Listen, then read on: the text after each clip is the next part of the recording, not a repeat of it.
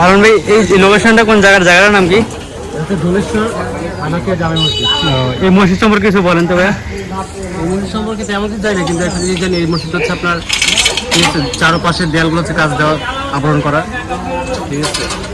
এই মসজিদে কি মানে ওটা হচ্ছে অনেক পুরান মসজিদ, ওই পাশে ওটা। ভাই এখানে কিছু সায়েন্টিফিক মেকানিজম আছে, মানে দেখেন যে উপরে ফাঁকা। বলতে পারলাম না, রিসার্চ করা হয়নি। ভাই একটা জিনিস দেখছেন, ওই যে মাঝখানে ফাঁকা, ওটা কি জন্য করা হয়েছে জানেন ভাই? ওই বাতাস আলো বাতাস ওই জায়গায় মনে করেন যে ফাঁকা না, হ্যাঁ, আপনি এমন কাজ দাও যেটা সূর্য আলো ডাইরেক্ট লাইট হিসেবে ঢুকে, হ্যাঁ, লাইট লাগে না, মানে দিনের বেলা লাইট লাগে না।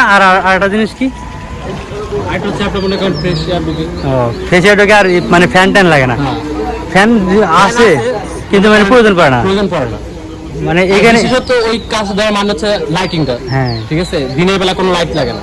আর এটা সম্ভবত এরকম সিস্টেম আছে, মানে দরজা খুলে দিলে পারে, দরজা বাতাস লাগে, ভিতরে বাতাস ঢোকে, মানে দরজা বাতাস ঢুকে, বাতাস লাগে, বাতাসটা ফিডব্যাক করে মানে ভিতরে ঢোকে। কিন্তু ওটা হচ্ছে পুরানো মসজিদ, এটা পুরানো মসজিদ না? ওটা আসলেই প্যানোরামার মতন ভিডিও বানাতে পারলে বেরো জোশ হইতো। ভাই ভাই ভালো লাগছে ভাই, খুব